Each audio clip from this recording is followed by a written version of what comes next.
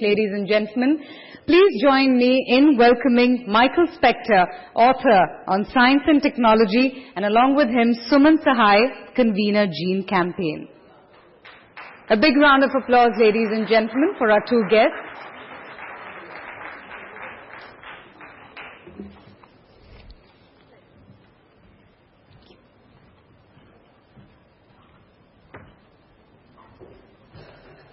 Good afternoon, everybody.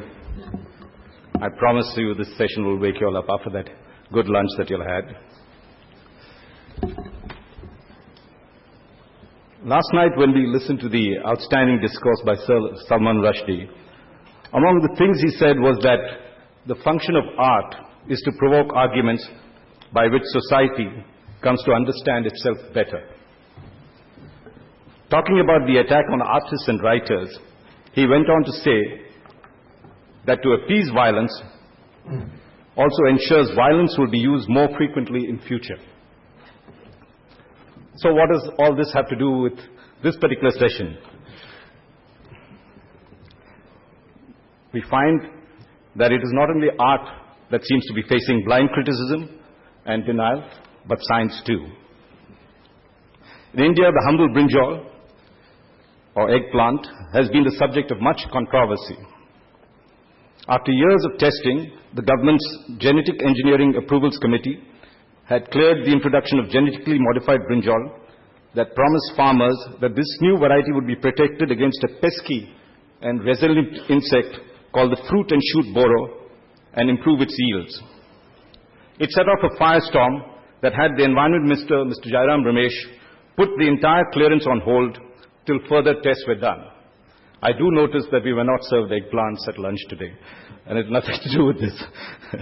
On another front, we had climate change truisms being questioned after a major gap in the Intergovernmental Panel for Climate Change on how quickly the glaciers in the Himalayas would melt because of global warming. Suddenly, the entire edifice of scientific evidence that had been painfully constructed over 2 decades was being questioned, and the United Nations has now called upon for an independent review of the IPCC findings. On a third front, and there are many I can tell you, research on stem cells that promised new cures to old ailments has been stymied by religious activists who believe that man shouldn't be playing God. So we find that science is as much under attack as art is, and irrationality, denialism, and dirty tricks are not something that only Sir Rushdie and fellow artists have to contend with. To discuss the theme of today's session, which is, does science work against nature, we have 2 eminently qualified speakers. We have Michael Specter, a staff writer with the prestigious New Yorker magazine, who writes about science, technology, and global affairs. His recent provocative book, Denialism: How Irrational Thinking Hinders Scientific Progress, Harms the Planet, and Threatens Our Lives, has raised a huge controversy and become a bestseller. And we have Dr. Suman Sahai, who had a distinguished scientific career in the field of genetics. She set up the Gene Campaign, an NGO dedicated to protecting farmers' rights, apart from food and livelihood security. She has been a tireless champion of the cause. Well, I'm going to give Michael the floor first, and then Suman.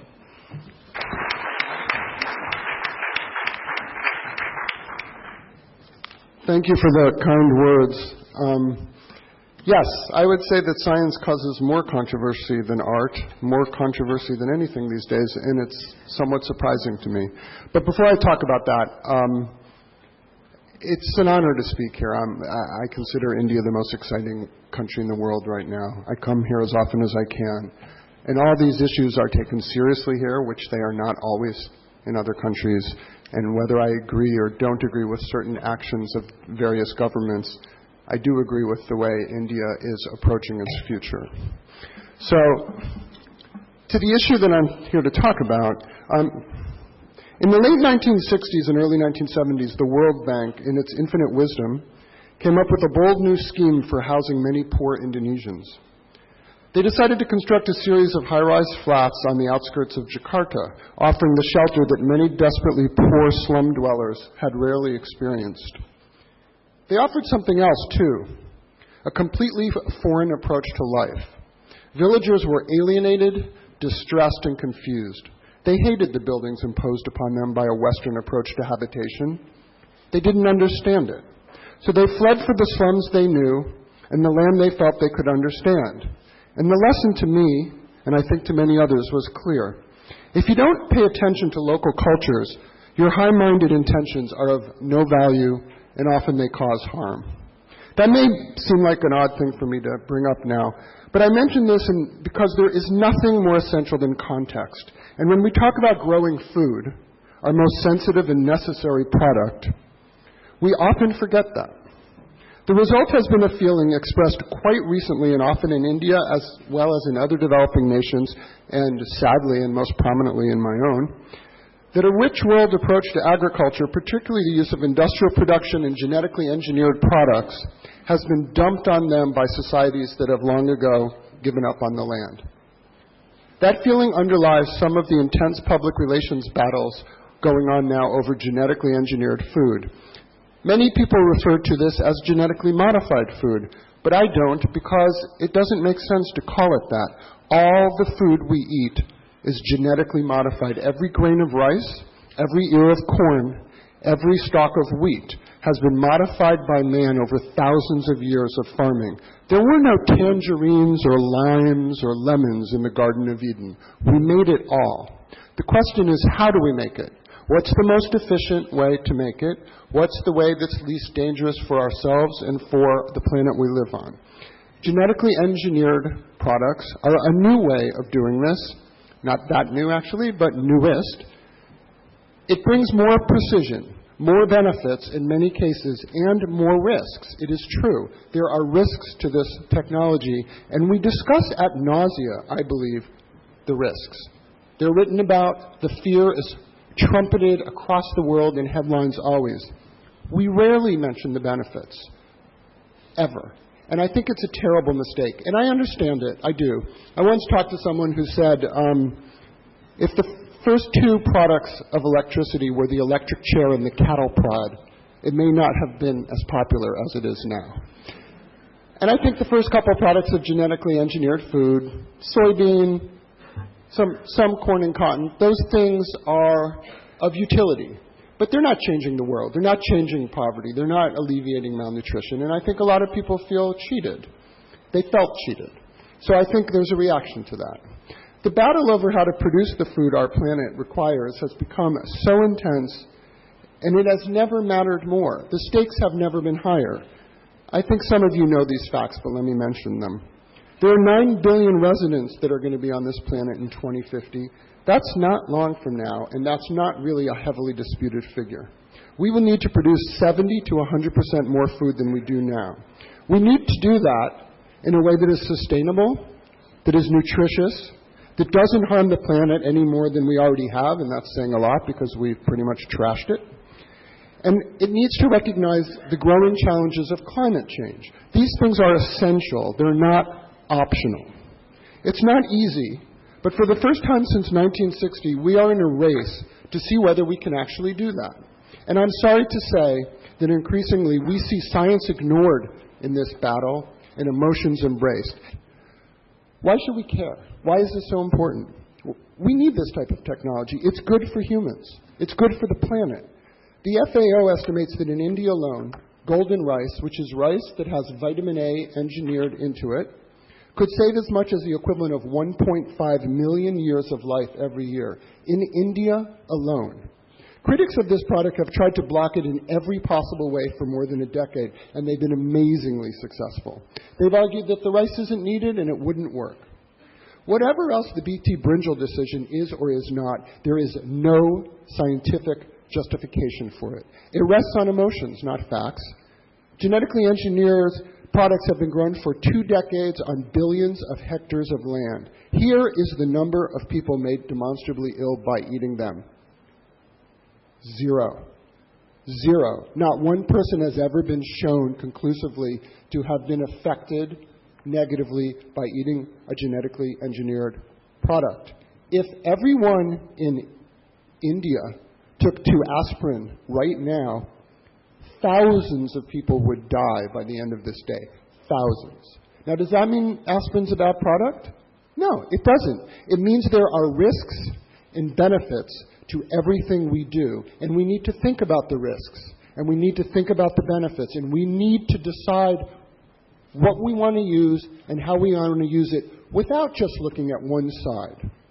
BT brinjal was subjected to extensive agronomic and insecurity evaluation for a decade. Not for a year, not for a couple months, a decade.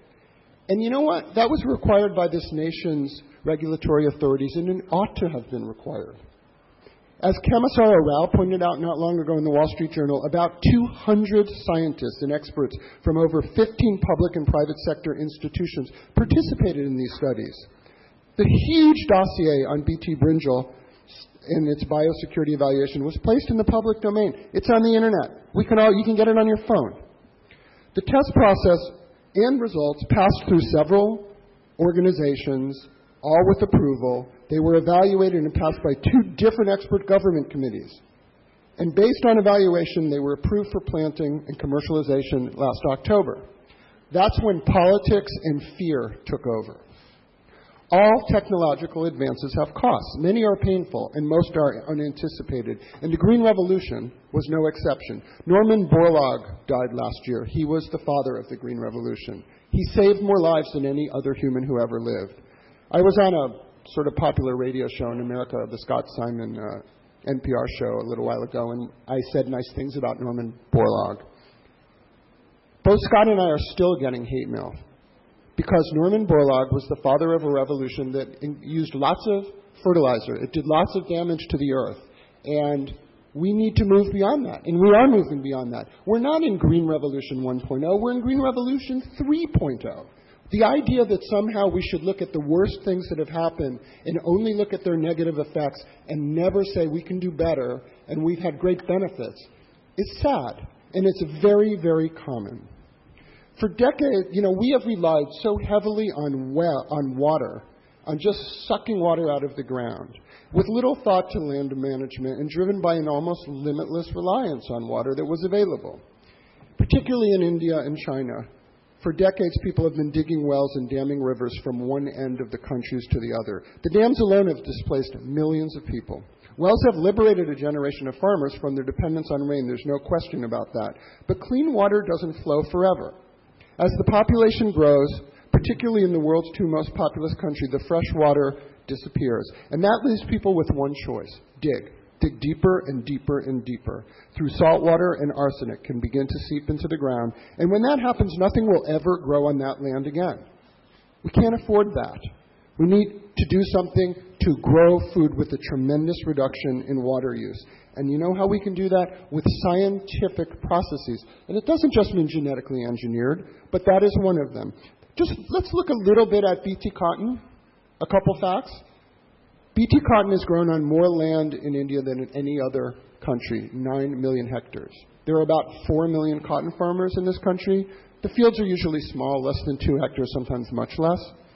Pest problems have been big, bollworms in particular. Insecticide use before BT cotton was approved in 2002 was heavy.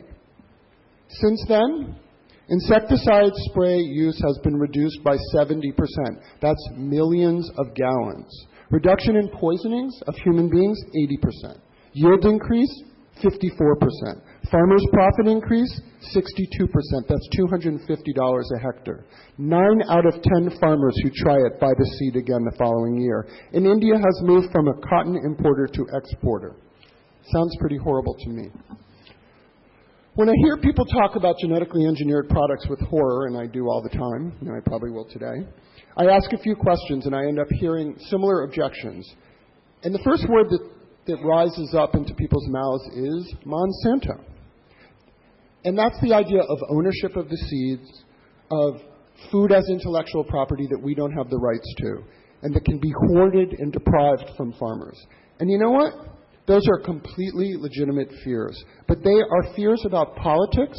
They are fears about corporations. They are fears about globalization. And they can be dealt with. I'll tell you what they are not.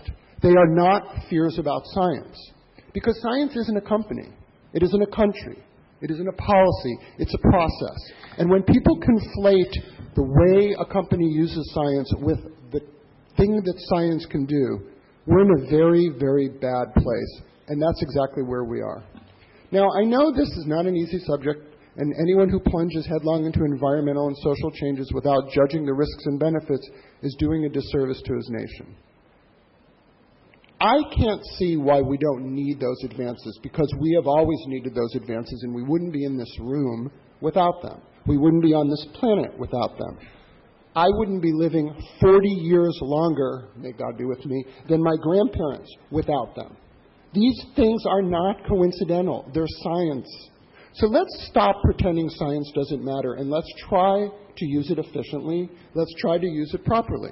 I know that we can do that. I know that we want to do that. But the thing is, we need to think about the world that we're leaving to our children, because we've done a very bad job of it so far, and I think there's still time to do a little bit better, but the clock is ticking really rapidly, and I think we need to get going. So, thank you.